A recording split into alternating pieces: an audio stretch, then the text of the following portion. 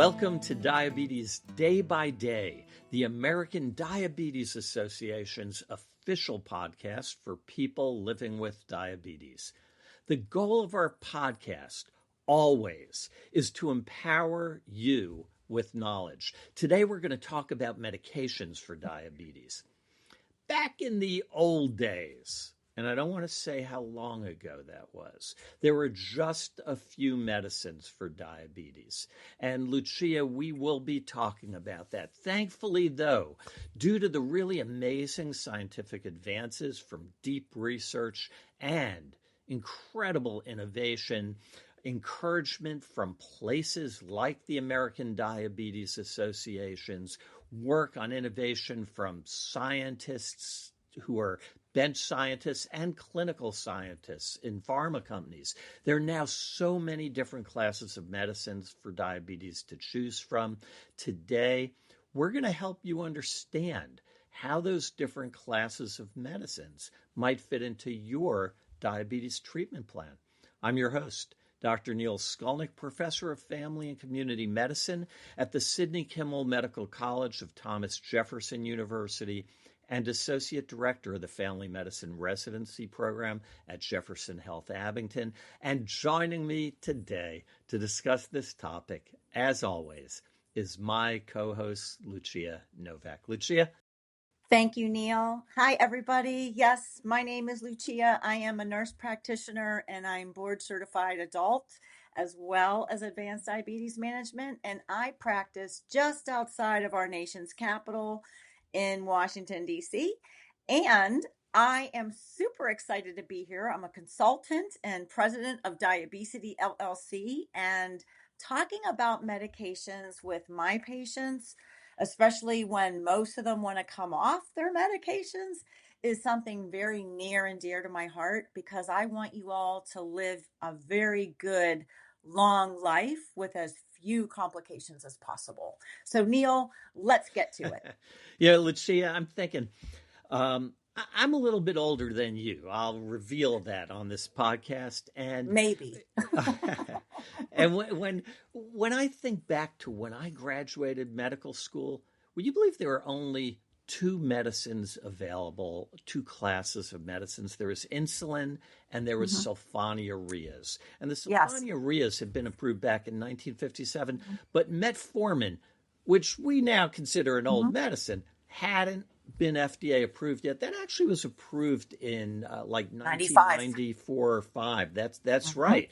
And it is just awe-inspiring to think of what all of this innovation and science has led to. And we'll talk about all the different classes of medicines in a little bit. You know, when we think back in the old days, the only thing we could do is lower blood sugar. And that is important, and we'll go over why that's important. But now there's so much more that we can accomplish.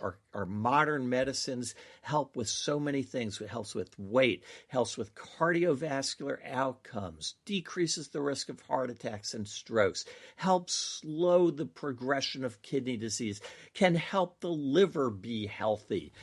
In addition to, of course, the effects on blood glucose. And we're going to cover all of that today. But I don't want people to forget as we cover that blood glucose management is still important. So, Lucia, can you go over for our listeners why blood sugar management remains important and a rough idea of some targets for that management? Absolutely.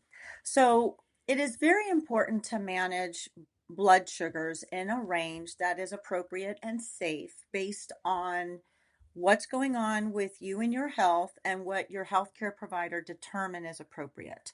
So traditionally, when we're looking at glucose management, people who have not had the disease for a very long time, maybe they don't have very many complications, maybe no other health issues, we can be a little bit more aggressive with glucose management because we have data that shows that the better we do with managing your glucose in the early onset, those first few years of developing diabetes, actually will carry you forward and be of help for you when you are at an older age, you've had diabetes for a longer period.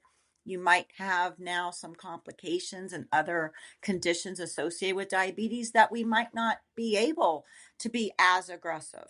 So, as Neil was alluding to when we're talking about glucose management, things that we learned way back in the 1980s and it changed practice in the 1990s was that we learned that glucose has a direct impact on the health of your eyes, your kidneys, and your nerves. And so those common complications, the retinopathy, the nephropathy, which is the kidney damage, and the neuropathy are directly tied to elevated blood sugars and how high your A1C is. So the general goal is to get that A1C, if possible, under 7%, pretty much across the board. And then, of course, because many patients, as they progress in their career with diabetes, might eventually need medications that could put them at risk for developing a low blood sugar. And so, when we keep that in mind, we want to make sure that we're not overly aggressive, especially when people are older. So, our A1C targets might relax a little bit depending on what medication you need to manage your sugars, as well as how able you are to be able to implement the medication program, what level of support you have, and so on and so forth. That's so helpful, Lucia. And I'm so glad you mentioned that term that we in medicine call the legacy effect, that years from now, you will reap the benefit, the legacy of what you do with your blood sugar today. And so it is critically important. Let's focus now on our main goal for today, which is choosing our medicines to manage diabetes. And as a guide for our discussion, we're not just going to give our opinion. We're going to use the recommendations from the American Diabetes Association, and so that our listeners know how carefully these recommendations are put together. Every single year, an esteemed committee of experts works together to review all of the evidence out there, old and new, and come up with the most current, up-to-date recommendations, and those recommendations are then published by the American Diabetes Association in what is called their annual Standards of Care in Diabetes. And that is the guide that clinicians use to understand, to update themselves, and give the best medical care possible to our patients. These practice guidelines are useful for clinicians as well as patients. And over the years, it has been fascinating how it's changed from a one-size-fits-all approach. Start with this medicine. If that isn't enough, then go to that medicine. It has changed from that to a more personalized, individual approach that is focused on the person, a person-centered approach that is focused on looking at that individual, saying, what do they have? What are our goals? And then choosing the right medicine for them. So the standards of care suggests we start off by thinking, does someone have specific conditions? And those specific conditions, does an individual have cardiovascular disease? Do they have heart failure? Do they have chronic kidney disease? Have they had a heart attack in the past, a stroke, peripheral vascular disease? Or are they at particularly high risk for any of them? If that's the case, then we choose among medicines that have the highest likelihood of preventing further complications in those areas. And that's how we start our way into choosing medicines. Lucia, do you want to start us off with some of the details there? Yes, and I'm going to quickly summarize what Neil just said, and this is what I call it ain't just about the sugar. So while the sugar is very important, as I mentioned earlier, we have learned that just managing the sugar doesn't really protect you from having that heart attack or having that stroke or progressing to heart failure. And as Neil mentioned, we have drugs now that have proven not only are they safe in people who have these underlying conditions where the management has to be very, very gentle, okay? Um, but they actually have proven to have benefit. And the two classes that have the most significant information, one of them is known as the GLP-1 receptor agonists. We call them GLP-1 RAs for short. And the other are the SGLT2 inhibitors. So one of them has been traditionally known as an injection once daily, now once weekly, but is also now available in pill form. And the SGLT2 inhibitors have traditionally been in pill form. And it is so important. And these have had, we almost take for granted, Lucia, that these work to decrease the risk of heart disease, that is specifically coronary disease, that they decrease the risk of someone having a stroke in individuals who are at elevated risk. But our audience should appreciate how much deep research went into figuring that out. So much research, honestly, all for your benefit too, because, our goal, we know that people who have diabetes are at a much higher risk than someone without diabetes of having a heart attack or a stroke or having problems with kidneys. But that doesn't mean that's your destiny. We have ways to prevent those things from happening. And we have medications now available that even if you've had one of those events, we can hopefully reduce the risk that you would have another event. Again, our goal is to help you live that best life with as few complications as possible. And so the GLP-1 receptor agonists have shown their utility when it comes to that cardiovascular disease. It really shines when it comes to reducing what we call atherosclerotic.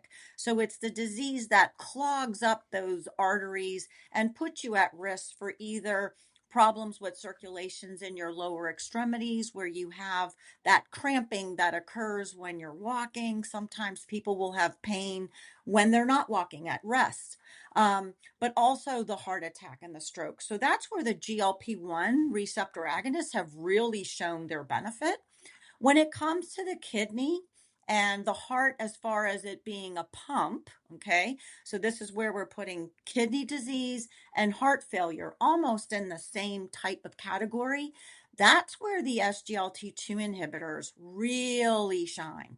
And Neil, what's so remarkable about both of these agents is that they are tremendous when it comes to improving glucose and even better when it comes to all of these disease functions, that even when there are situations where perhaps the kidney disease is such that some drugs aren't as effective at lowering the sugar or perhaps not safe, neither one of these drugs needs to be stopped, and the benefit continues outside of glucose management. So we are at a time where I tell my patients, you know what?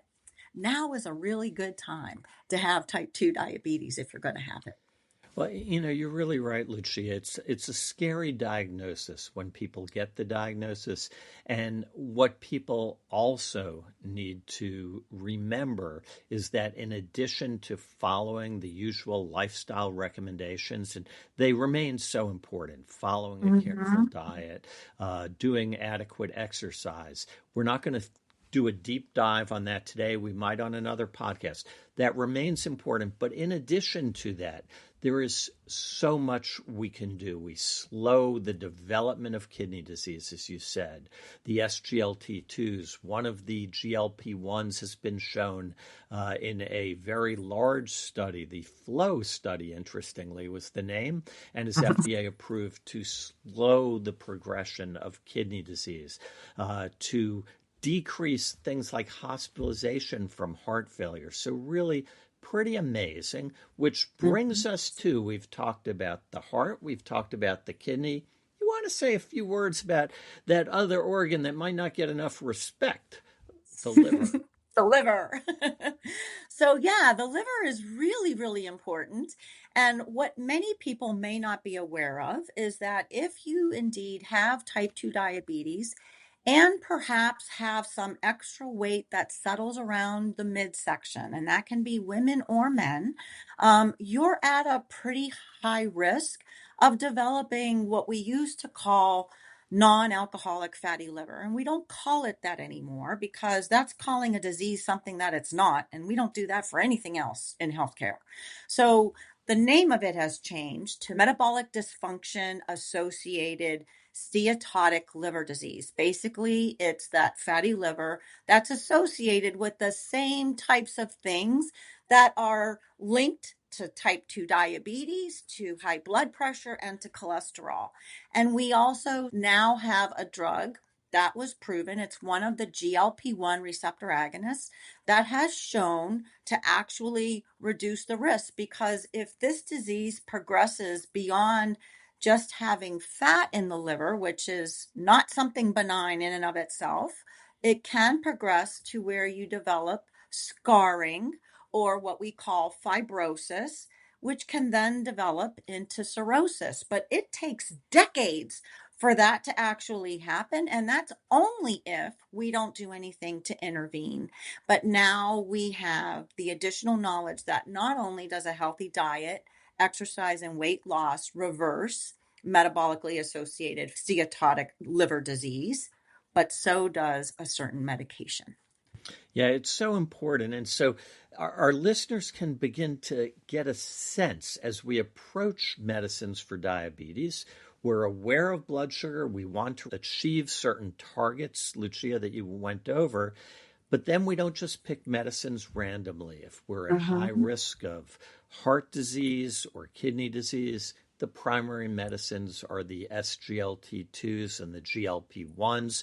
And the clinician that is caring for you will decide which particular medicine among those classes is the one to start first. If one has liver disease, it is one of the GLP-1s. So you begin to get a sense of how there's not a randomness, which it sometimes can feel like when we are a patient, we go into an office, but there's very careful decisions that are being made based on an individual's risk. So then the question comes up, okay, but what if I have diabetes and maybe I was diagnosed a little while ago, maybe it was a while ago, and I don't have any of those diseases and I'm not at horribly elevated risk.